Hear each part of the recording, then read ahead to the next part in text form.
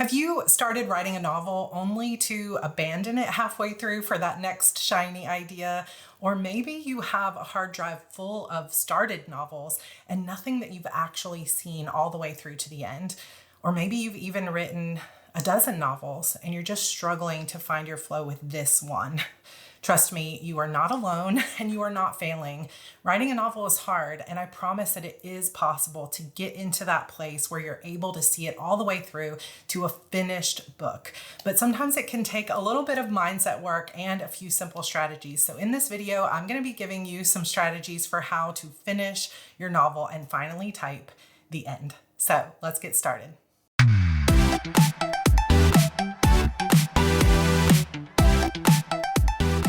Welcome back to Heart Breathings. My name is Sarra Cannon. I have actually finished 30 novels throughout my career, but if you've been around for a little while here on my Heart Breathings channel, you will know that my latest book, The Disappearance of Vanessa Shaw, took me about 3 years to write.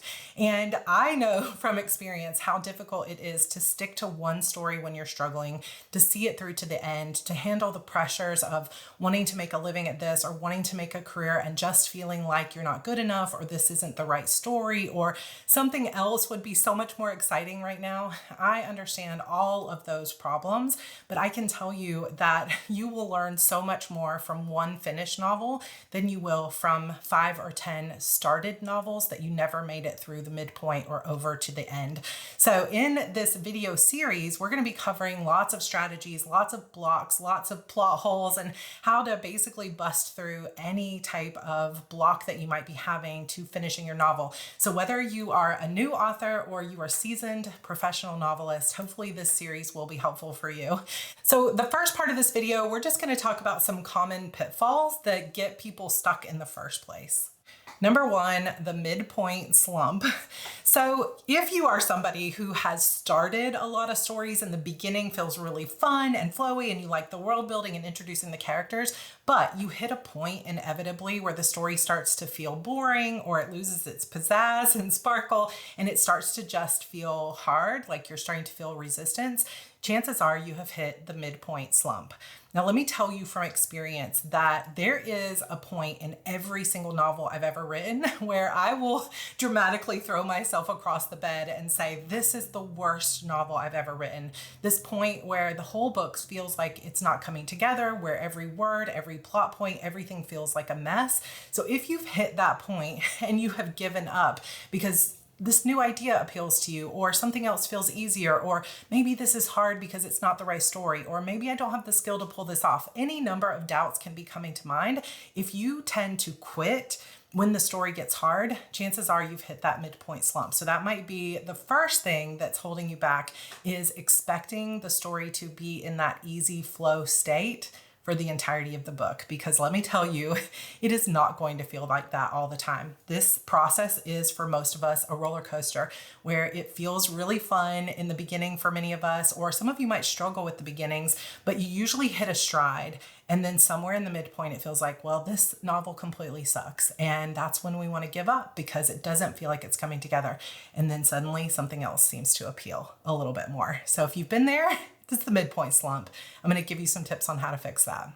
The second thing that might be holding you back is perfectionism.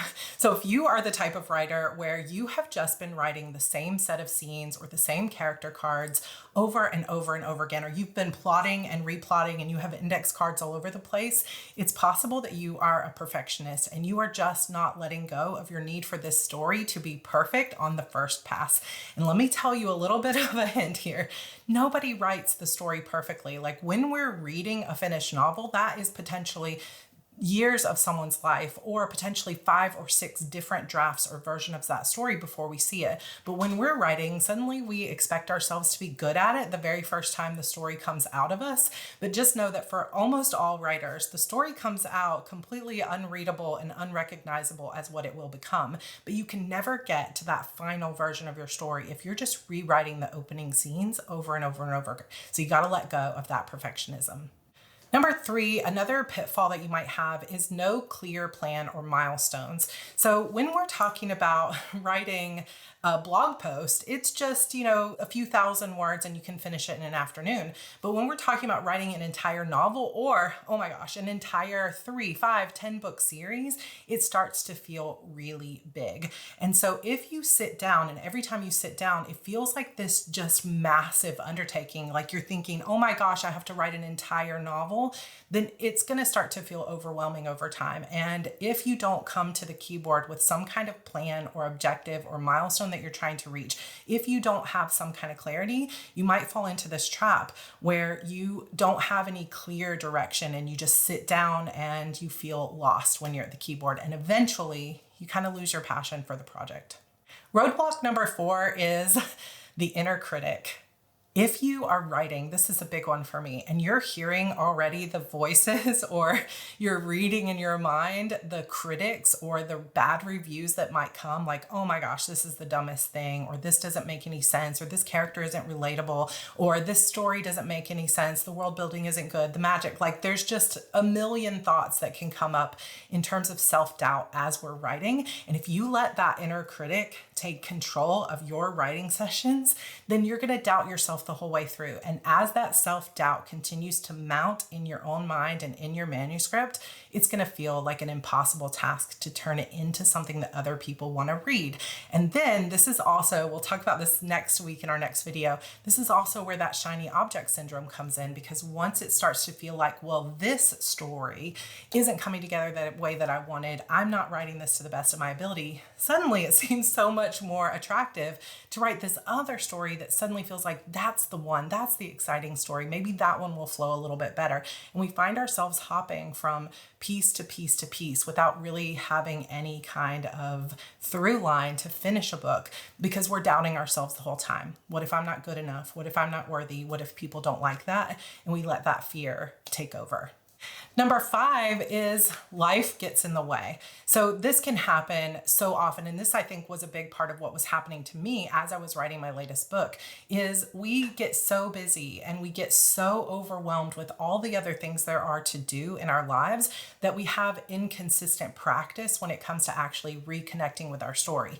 And if every time you sit down to write, you have to remind yourself what you wrote last, what's going on in the story, you forget some of the problems you might have worked out. Oh, where was I going with that scene? Why was this character angry again? I can't remember.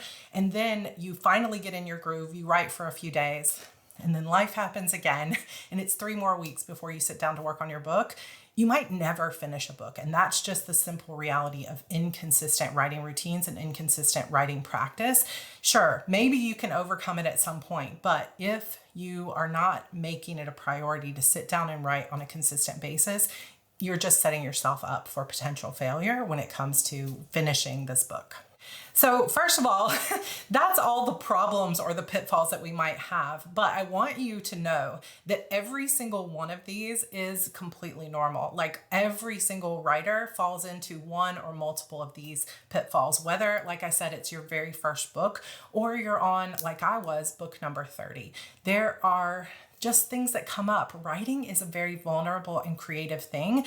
And when we're putting ourselves into characters and we're putting all of our creativity on the page and we're spending a massive amount of time over the course of potentially a lifetime to write these stories, we can feel a lot of pressure over, I really want this to do really well. I want this to make money. I want it to be able to get me an agent, whatever the goal may be. And when we put that pressure on ourselves, it becomes harder and harder to stick with it because of all the doubt that goes along with writing and being vulnerable and putting our work out there. So just know that this is normal, but also know that it's not insurmountable. And even if you are sitting here and you're like, Sarah, I have started 50 different books over the last 10 years and I never finish anything, it's hopeless. Let me reassure you and promise you that you can absolutely do this. The reason that you keep coming back and you haven't given up on writing altogether is because you have an important voice. You have a story inside you that you want to share. It's just a matter of finding the right tools and getting the right encouragement and getting your mind in the right place. So let's talk about solutions. As we move into these solutions, I want to first mention that this is actually the very first video in my Finish Your Novel series. So we are going back to, for those of you that have been around for a while, creating some series of videos that will help you with your writing craft. So if you're new to Heart Breathings, go ahead and hit that subscribe button because we've got more videos on this topic coming up. But also, if you go into my playlist, you will find other series like how to plot a novel, how to edit your novel, how to write a series, how to write from scenes, and they all have free workbooks. So this series is no exception. I have made you a Finish Your Novel toolkit that if you sign up for my newsletter down below, or if you're already on my newsletter, this has been added to my resource library where you will get access to dozens of resources specifically for writers to help you finish your book, improve your craft, and manage your productivity and your energy. So sign up for my newsletter, hit that subscribe button because we've got some really fun and hopefully helpful videos yet to come. So let's move into our solutions. It's possible that every single one of these won't relate to you, but I hope it stirs something, and feel free to add things that have helped you in the comments. Like I said, over the next few weeks, we're going to be diving into some specifics, and I'm going to have some really cool tools for you that we'll be going over the next 4 to 6 weeks together as a group. So definitely hang in there. And I hope that some of these tips are helpful. And the first thing that I recommend is reconnecting with your why. When it comes to motivation and sticking with a project, and that goes for any project that you're doing in your life, whether it's fitness routines, cleaning your house, going after your PhD, writing a novel, it all comes down to why do you want this? How come you want to be a writer? What is it in you that makes you want to do this? And more specifically, what is it about this story that feels so important to you or so exciting to you? And if you can't figure out why this story is important to you, maybe it's not the right story. Maybe you're caught in a trap of trying to be something that you're not, or you're trying to please someone else, or you said, ooh, this type of romance is selling really well, so let me write that. But that's not really the stories you want to tell. If it is a story that is meant for you, then when you start thinking about why it's important to you and why you want to write it, you will begin to understand why you don't want to give up on this, why you're the most important person in the world that could write this particular story, or why it's something that excited you or ignited some kind of spark in you in the first place. So one of the things you'll find in your noveling toolkit, your Finish Your Novel toolkit, is a set of journaling questions that will help you reconnect with why you wanted to be a writer in the first place, and just understanding and getting back to that heart-centered place of like, I want to be a writer because writing and books meant so much to me as a child that I want to give that to other youth. Or it could be that there's this story burning inside me and these characters are literally living in my head like people and I have to give them life on the page. Or it's always been my dream to see my book in a bookstore. Like, reconnect with that reason why you wanted it in the first place. And then if you discover it during your journaling, take out a sticky note and put it right on your laptop or your keyboard or your monitor and say, remember every single day when you sit down why it's important to you, not just to sit down and work on it, but to actually finish it. The second tip is to identify the blocks. So one of the first ways that we need to figure out why we keep stopping and abandoning our books, which we'll talk about more next week, is to figure out why in the world it's not flowing. Why does it feel like it's stuck like molasses? So when I was writing The Disappearance of Vanessa Shaw, it really was a matter of, one, I needed more consistency. I was falling into that trap that I was talking about earlier where I was writing a little bit and then it's a big story. There's like multiple POVs, there's multiple timelines. And I really would go for 2 weeks not working on it at all because I had a course coming up or I had something going on with the kids. And then I would sit down and it just felt so big because anything I had figured out last session had already gone dormant in my mind. Like, that kind of story needed to stay fresh. So once I was able to identify the fact that I just needed to consistently stick with it every single day, the book started to get finished. So that was one block. Another block for me is that, you know, that saying of you can't pour from an empty cup. And I started to realize that even though I was making time for my writing, like in terms of sitting down and writing for an hour, I didn't actually have anything to pour from because I was starting to get so burned out and I was so busy all the time getting everything else done that I had no creative energy left. So once I started gaming again, reading other books, going outside for walks, spending more time with the kids, taking more self-care time, and I started refilling my own well, the words started flowing. And my newest book, A Mirror of Shadows, is going great because I have been taking the time to refill my well. I've taken some of my other to-dos off my plate, and that is increasing my creativity. So one of the best and important things that you can do for yourself is to really identify where are the blocks, where are you getting stuck. So it could be something like what I was going through, or it could be that you're stuck on plot and maybe you don't fully understand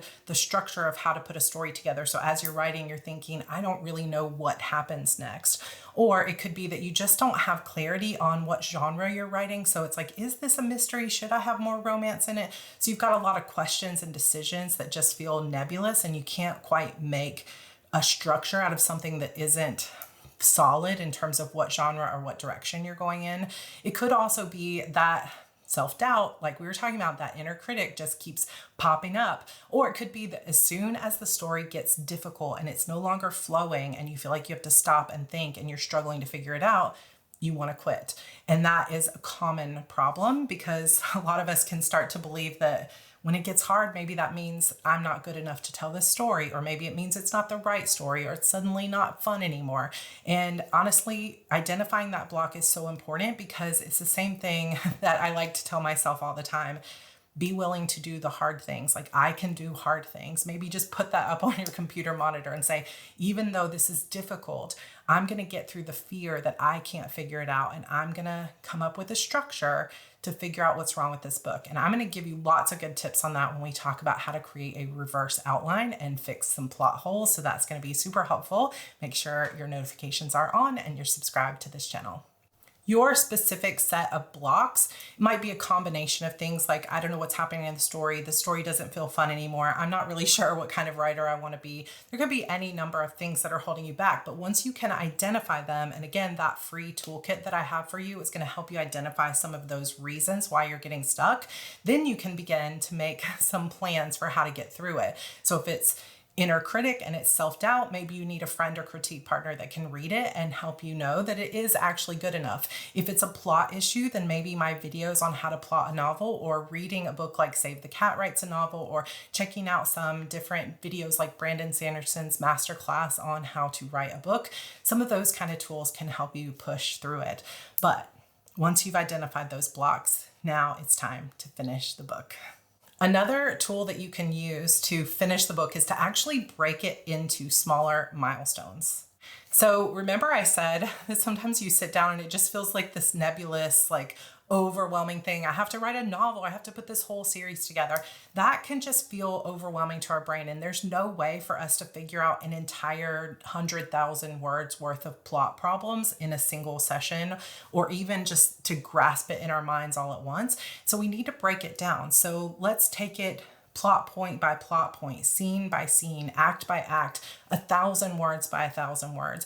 Break it into smaller milestones and smaller chunks. And then when you sit down and you have clarity about, I don't have to worry about the novel. I just have to think about this conversation where she walks in and meets this guy for the first time. That's what I'm going to focus on today. And when you can have that clarity about, this is exactly the scene that I'm writing today, you'll start to accomplish it. Check it off one step at a time. And if you aren't sure how to get to that point where you know what scene, you're definitely going to want to stay tuned, because we're going to have a book roadmap, which is kind of like a reverse outline that might help you a lot with that in the future.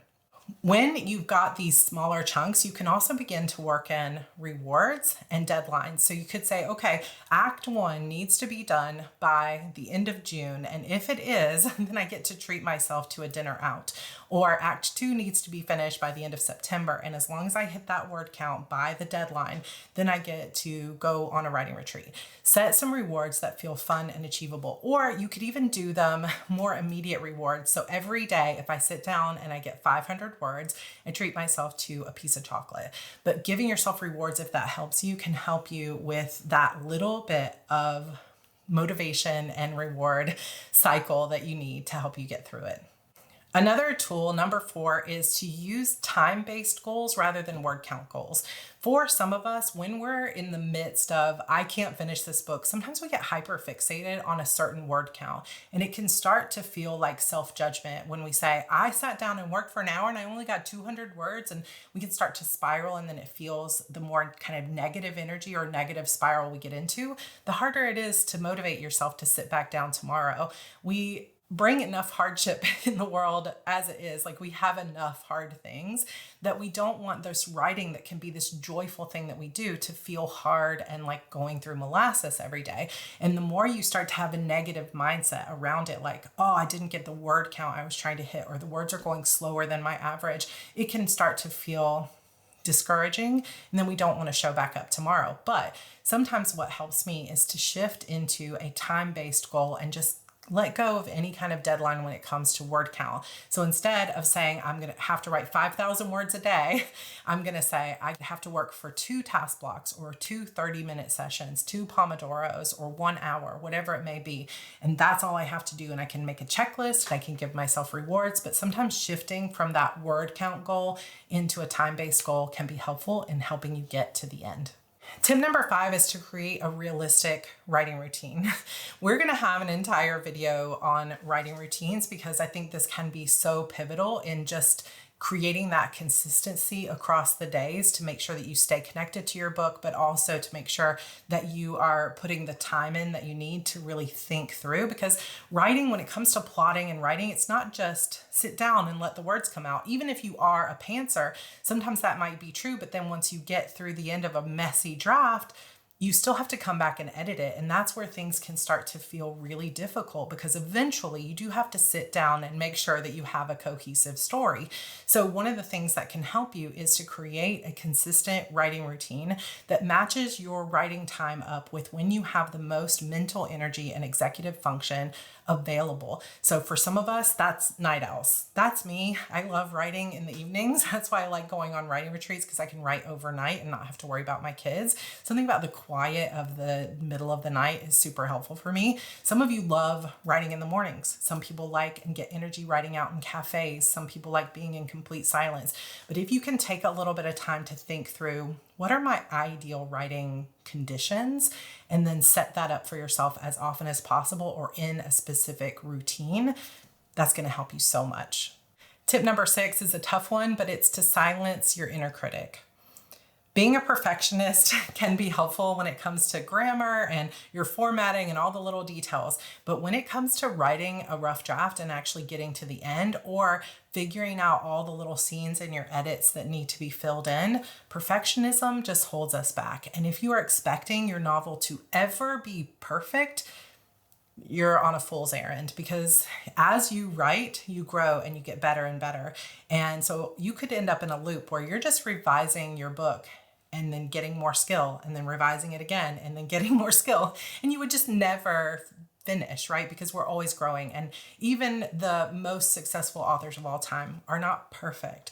They're just the best they needed to be at that moment. And I wasn't perfect when I wrote my first book in 2010.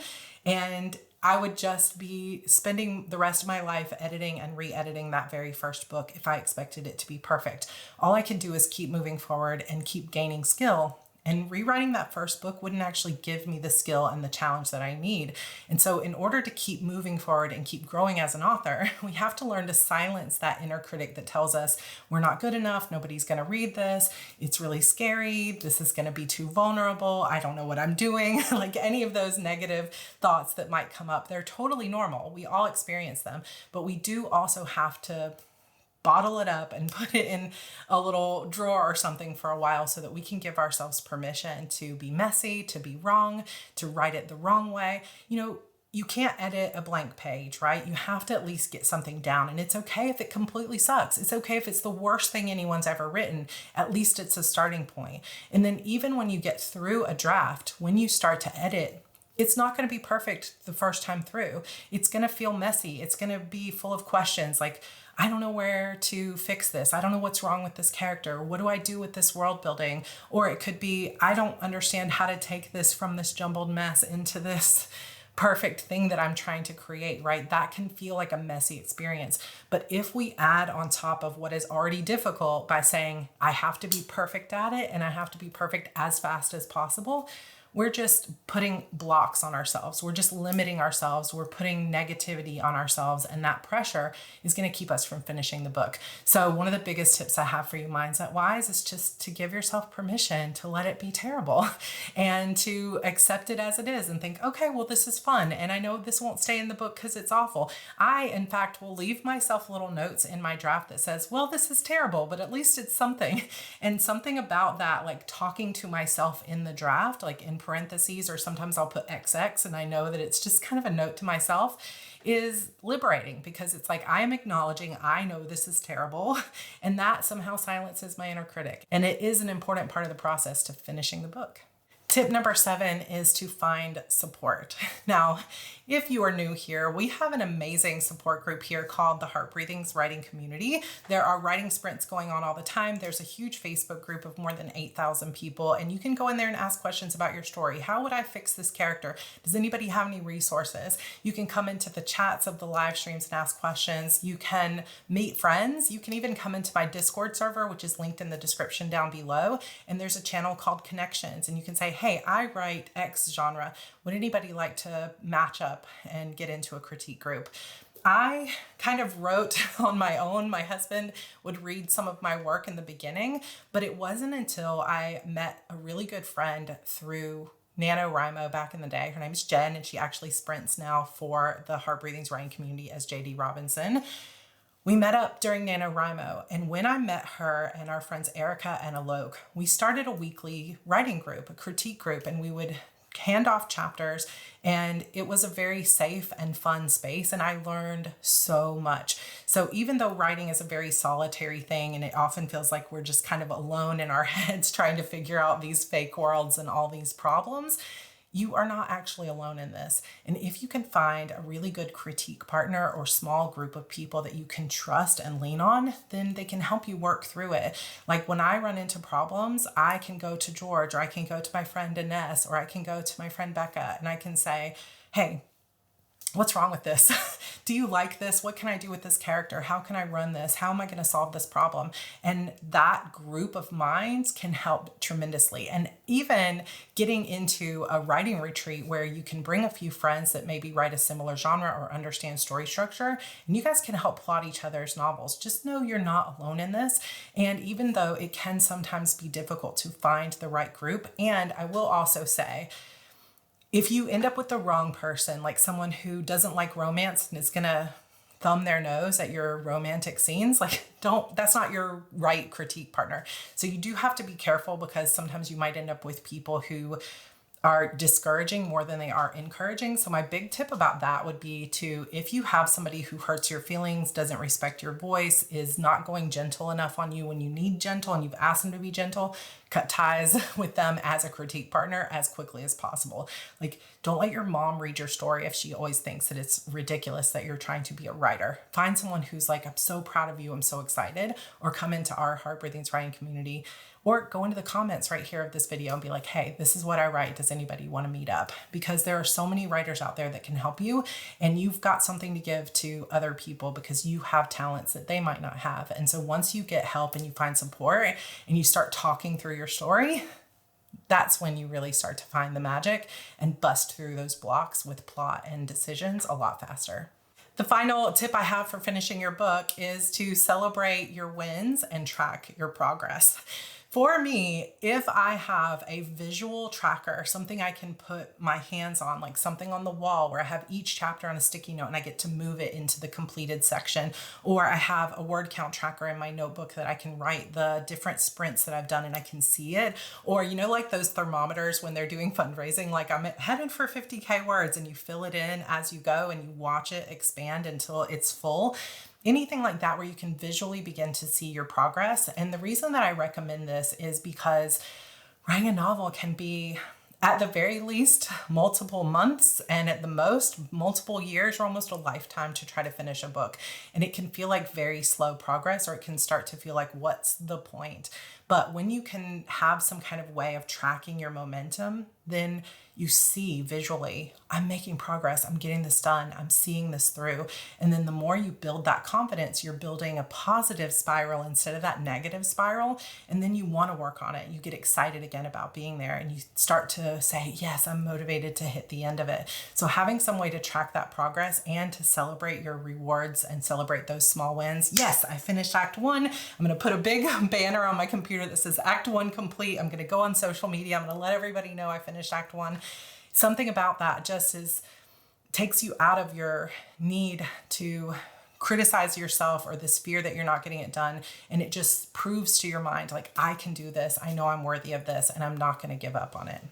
So those are just some of the reasons why you might be getting stuck finishing your novel and some of the solutions that I would recommend you start out trying. But I have a lot more that's going to help you. We're going to get into much more detail on some of these things, like creating a reverse outline to help you with your plot, or creating a really detailed writing routine that's going to help and support you in finishing your book. We got lots of fun stuff coming up. Now, what I would love for you to do is to go ahead and download that Finish Your Novel toolkit that I have for you down below. We will be going over those downloads. So once you download it, you can take a look through it and you might be like, oh, I don't know what all these sheets are for, but make sure you're subscribed because we're going to be going through it one step at a time. And I have a few surprises for you in there too.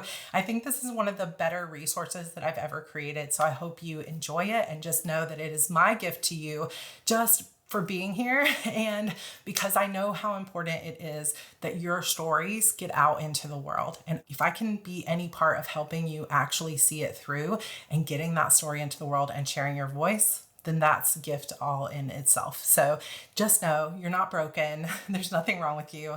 Your past, in terms of how many books you've started, has nothing to do with what's possible for you in the future. So start today, listen to some of these tips, try them out, stick with this series through to the end, and I cannot wait to see your book someday up on those shelves.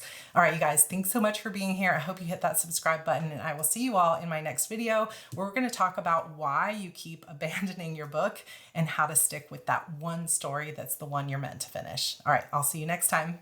Bye.